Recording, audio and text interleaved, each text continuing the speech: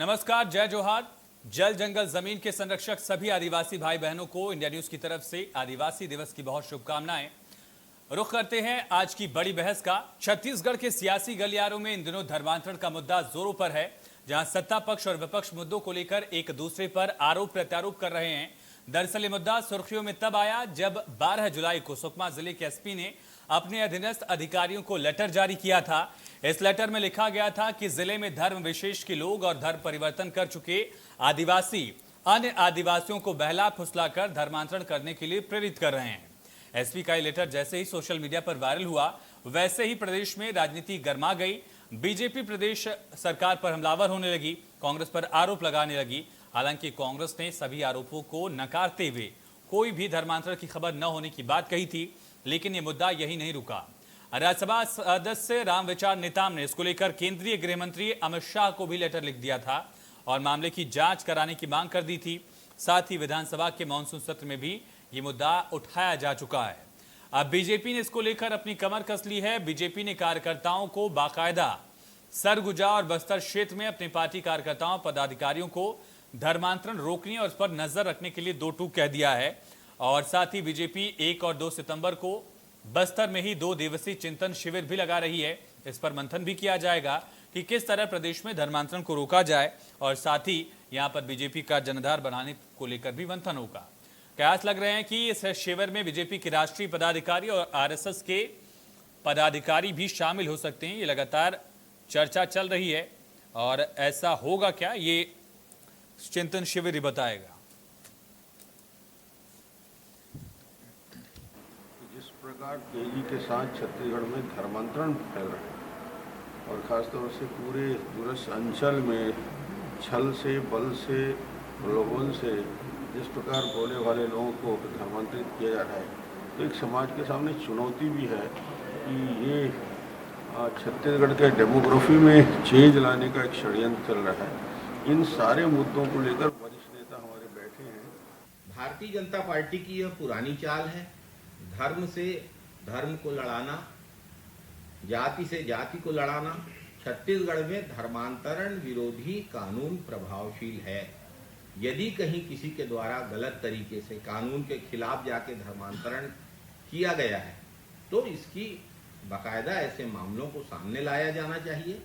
सरकार और प्रशासन ऐसे मामलों पे कार्यवाही भी करेगा, लेकिन सिर्फ माहौल खराब करने के लिए, सिर्फ द्वेष भड़काने के लिए यदि भाजपा के बड़े नेता इस तरीके के आधारहीन आरोपों का सहारा लेंगे तो ये उचित नहीं है।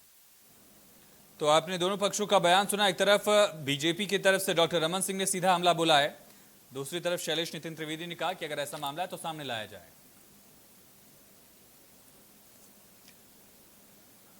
चलिए आज हम इसी मुद्दे पर चर्चा करेंगे। हमारे साथ कांग्रेस प्रवक्ता सुरेंद्र वर्मा जी जुड़ रहे हैं, बीजेपी के नेता उमेश घोरमोड़े जी जुड़ रहे हैं, साथ साथ याज्ञवल्क मिश्रा जी वरिष्ठ पत्रकार हमारे साथ जुड़ चुके हैं। आप तीनों खास मेहमानों का बहुत स्वागत है। लेकिन सबसे पहला सवाल सुरेंद्र जी आपसे ही है। शैलेश नितिन त्रिवेदी जी ने कहा कि अगर ऐसा मामला है तो संज्ञान में लेकर आइए। ये जिम्मेदारी किसकी है, विपक्ष की या सत्ता पक्ष की?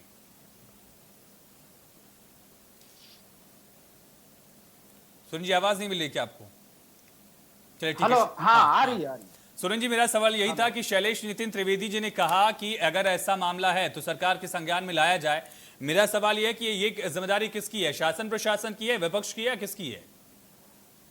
निश्चित रूप से जो बातें भारतीय जनता पार्टी के द्वारा जो आरोप लगाए गए उसके संदर्भ में एसपी सुकमा ने स्पष्ट पत्र लिखा। देखिए उस पत्र के संबंध में माननीय एसपी ने फिर से क्लेरिफिकेशन भी दिया कि पुलिस के अधिकारी और कर्मचारियों को ऐसे मामलों में नजर रखने और विशेष सावधानी, विशेष अतिरिक्त सतर्कता बरतने का निर्देश दिया गया।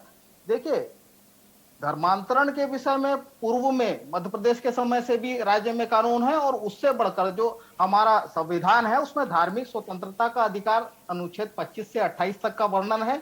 जिस प्रकार से भारतीय जनता पार्टी के शासनकाल में हमने पहले भी देखा, क्योंकि ये फूट डालो, राज करो, भाई को भाई के खिलाफ लड़ाओ और इस प्रकार से इनका जो धर्म से धर्म को लड़ाने का जो पैतरा है वो छत्तीसगढ़ में इसलिए नाकाम है कि यहाँ मुस्लिम आबादी 3% से कम है और आदिवासी बहुल्य क्षेत्र है, 30% से अधिक जनजाति क्षेत्र है।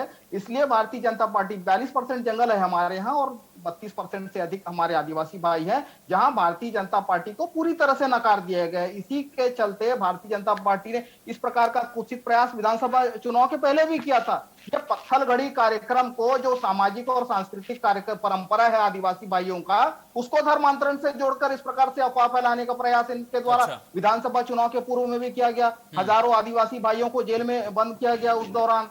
और ये अपने 15 साल के वादा खिलाफी के कारण जो नकारे गए हैं, खासतौर आदिवासी क्षेत्र में 29 आदिवासी सीटें, जिसमें 25 सीटों पे भारतीय जनता पार्टी को पराजय मिली है। उसका कारण यह है कि लगातार 15 साल ये वादा खिलाफी करते रहे। 2003 में इनका वादा था प्रत्येक आदिवासी परिवार को से एक सदस्य को नौकरी देने का, प्रत्येक आदिवासी परिवार को 10 लीटर जर्सी गाय देने का। लेकिन भारतीय जनता पार्टी के कुशासन में जिस प्रकार से आदिवासी भाइयों से ठगी किया गया, जिस प्रकार से वादा खिलाफी की गई, और 2.5 साल के भूपेश बघेल सरकार में जो हमारा गांव, गरीब, किसान और आदिवासियों पर फोकस करके जो योजनाएं बनाई जा रही है, 2.5 साल में 4,38,591 वनाधिकार पट्टे बांटे गए, 44,000। और देखिए वनोपज, देखिए मूल साधन होता है वनवासी क्षेत्र का, 7 वनोपज खरीदे जाते थे, वो भी होने पौने दाम पे। आज 52 वनोपज की बात करके मैं समझ गया। चलिए ठीक है सुनील जी, मैं समझ गया। ठीक है उमेश जी, ठीक है। हाँ उमेश जी, धर्म का मुद्दा बीजेपी को सूट करता है लेकिन छत्तीसगढ़ में चलता नहीं है,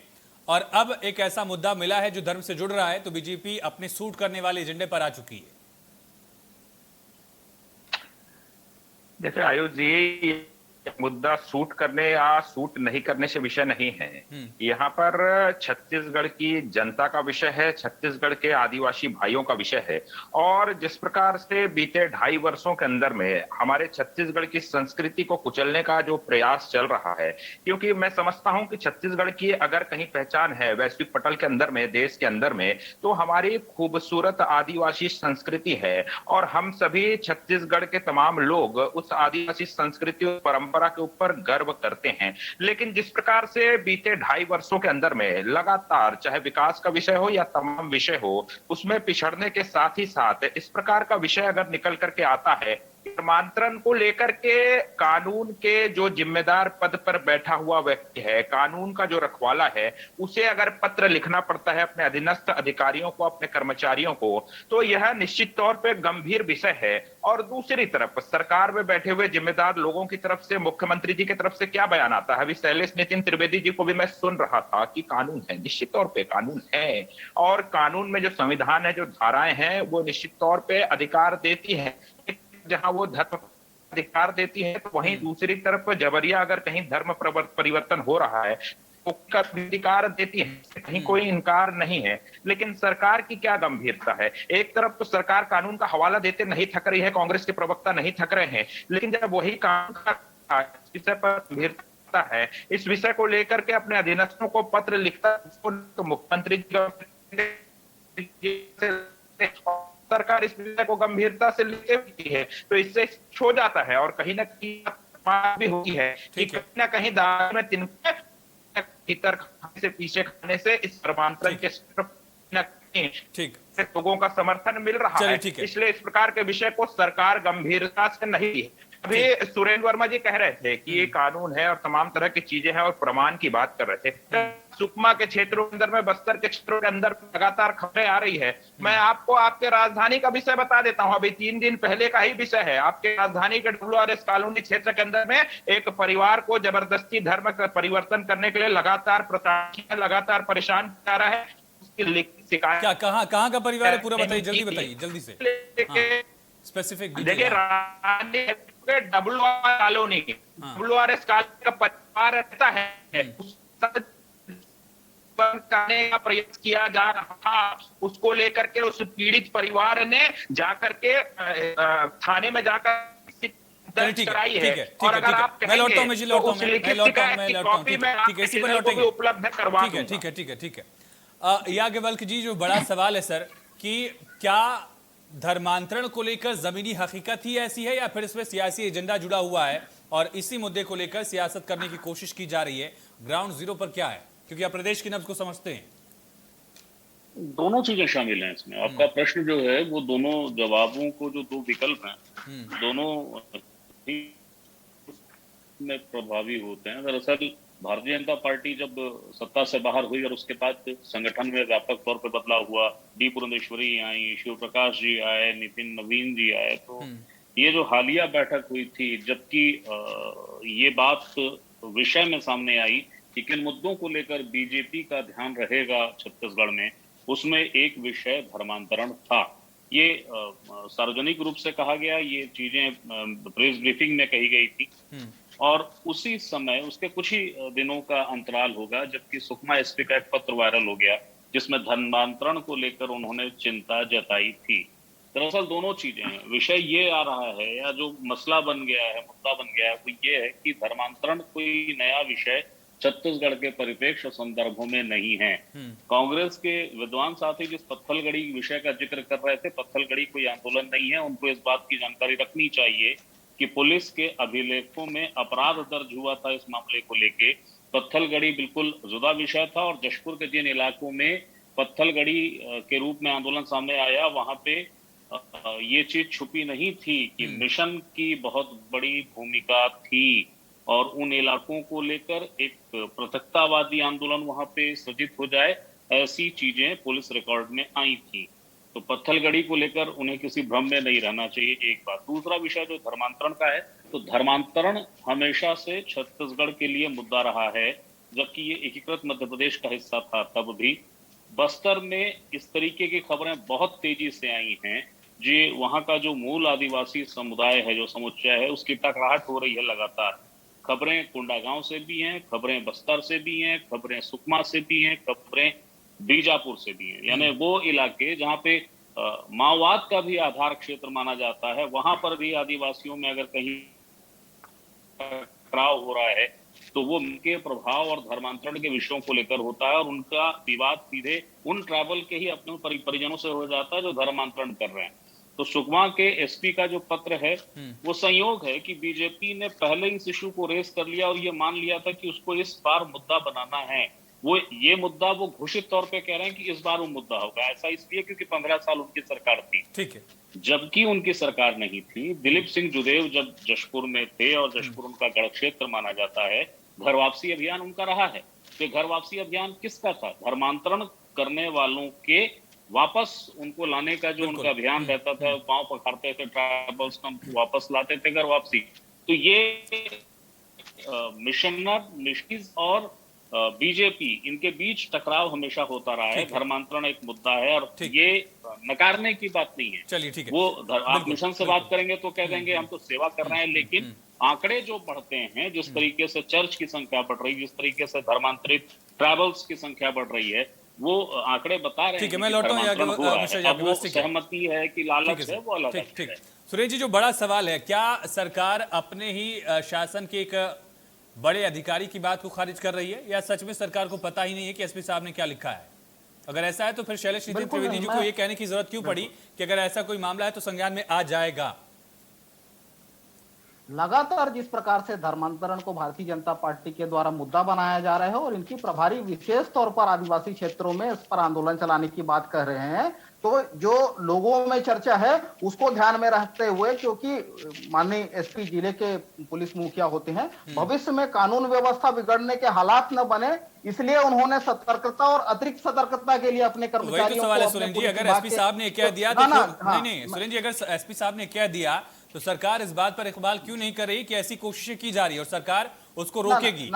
एतबार करने की कोई बात ही नहीं है। छत्तीसगढ़ जो है उसमें दबाव पूर्वक कहीं भी धर्मांतरण की कोई बात नहीं आई है, अभी तक कोई शिकायत नहीं आई है। नहीं सुरेश जी, ये तो कॉन्ट्रडिक्टरी हो गया, ये तो विरोधाभासी हो गया। आप एक तरफ कह रहे हैं कि एसपी साहब ने कहा कि इस तरह से कानून व्यवस्था ना बिगड़े, इसको लेकर प्रिकॉशनरी मेजर्स लिए जा रहे हैं, उन्होंने लेटर लिख दिया। फिर शैलेश नितिन त्रिवेदी साहब कहते हैं कि अगर ऐसा कुछ होगा तो हमारे संज्ञान में आएगा तो हम कार्रवाई करेंगे क्योंकि कानून है। यानी कि दोनों बातें बिल्कुल ही जुदा जुदा दिख रही हैं, या तो धर्मांतरण हो रहा है या तो नहीं हो रहा है। मैं अपनी बात कंप्लीट कर लूं। दो अलग अलग बातें हैं। जिस प्रकार से रमन सिंह जी कह रहे हैं कि छत्तीसगढ़ में बड़े पैमाने पर बहुत तेजी से छल बल के साथ में लोकतंत्र को चेंज करने के लिए इस प्रकार के काम हो रहे हैं, तो ये तो अपराध है। यदि उनके पास एक भी प्रमाण है, बता दे 2.5 साल में एक भी जबरिया धर्मांतरण का मामला छत्तीसगढ़ प्रदेश में कहीं हुआ हो? रायपुर में गलत बात है। देखिए, माननीय मुख्यमंत्री जी ने स्पष्ट रूप से कहा कि छत्तीसगढ़ में केवल और केवल कानून और संविधान का राज है। एक भी अगर प्रकरण हो तो किसी को नहीं बख्शा जाएगा। ये गारंटी है कि इस सरकार वो में सवाल ठीक है, वो कार्रवाई होगी, जांच होगी, पड़ताल होगी, वो ठीक है, वो तो रटा रटाया जवाब है। लेकिन मेरा सवाल क्या सुरेंद्र जी, मेरा सवाल ये है, धर्मांतरण हो रहा है या नहीं हो रहा है? अगर हो रहा है तो सरकार को पता है या नहीं पता है? बस इतना है।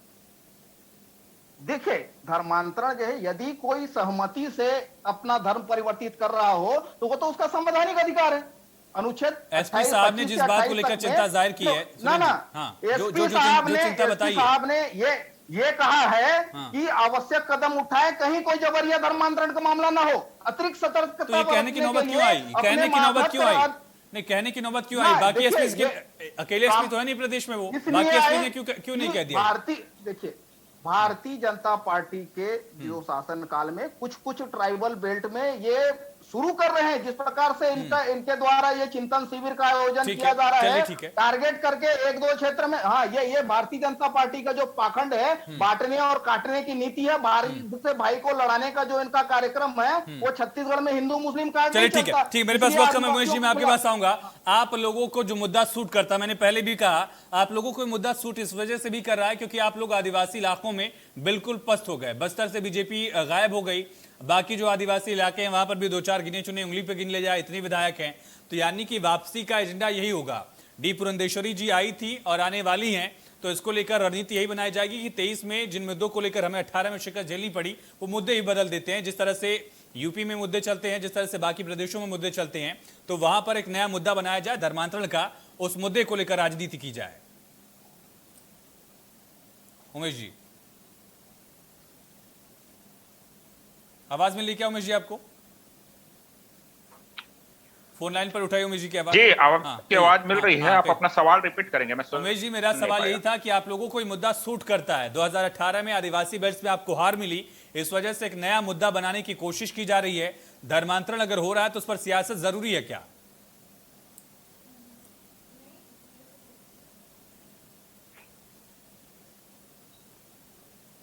उमेश जी, आपको आवाज मिल रही है क्या मेरी? अब फोन लाइन पर उठाइए आवाज उमेश जी की।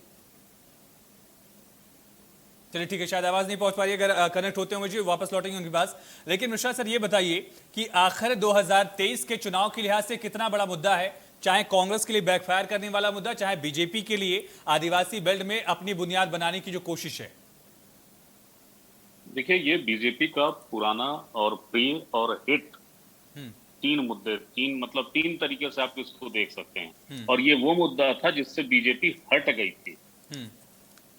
जशपुर के या बस्तर के इलाकों में जहां पर की घर वापसी अभियान चला करता था, जुदेव के निधन के बाद खासकर ये और तेजी के साथ तो पीछे हुए। और बीजेपी के 15 साल के शासनकाल में निश्चित तौर पर सही है, एक बार का घटनाक्रम छोड़ दें, जबकि जशपुर के कुछ इलाकों में 171 ख के तहत कार्रवाई हुई थी। 171 ख का कार्रवाई वो होती है जिसमें वनवासियों की या ट्राइबल्स की जमीनें गैर ट्राइबल्स को नहीं बेची जा सकती हैं। और ये आरोप उस समय लगा था और कुछ फैसले हो गए थे जिसमें चर्च जिन जमीनों पर खड़ा था उनका स्वामित्व किसी ट्राइबल के पास था और चर्च वहां पे बना दिया गया। और चर्च ने कहा कि चूंकि चर्च एक ट्रस्ट है, एक समिति है, इसलिए उसको अधिकार है। और बाद में निचले मेरे पास संक्षेप में जी। तो इस एक मुद्दे को छोड़ दें, इसको लेकर जो घमासान हुआ था इसको छोड़ दें। उसके बाद बीजेपी ने शायद ही कभी 15 साल के अंतराल में धर्मांतरण, घर वापसी या मिशन को लेकर कोई बात, यानी कि मान लिया जाए बीजेपी के जागने की वजह 23 की तैयारी है, तो उसके लिए ये मुद्दा बहुत अहम है और उसको मालूम है कि इसकी इंपॉर्टेंस क्या है, इसलिए वापस उसमें जा रही है। ठीक है सुरेंद्र जी, बहुत शुक्रिया आपका। मिश्रा सर आपका बहुत शुक्रिया, उमेश जी आपका बहुत शुक्रिया। तो धर्मांतरण के मुद्दे पर सियासत जारी है। एसपी साहब ने लेटर लिख दिया, लेकिन सरकार कहती है ऐसा नहीं, अगर ऐसा होगा तो हम कार्रवाई करेंगे। बीजेपी कहती है कि प्रदेश की डेमोग्राफी चेंज करने की कोशिश है। लेकिन एक बात साफ है, धर्मांतरण के मुद्दे पर सियासत जमकर हो रही है और ये सियासत 23 के लिहाज से है। 2023 में जो विधानसभा चुनाव होगा उसको लेकर अपनी बुनियाद कोई मजबूत करने की कोशिश कर रहा है, कोई इसकी मजबूती बरकरार रखने की कोशिश कर रहा है। बहुत शुक्रिया।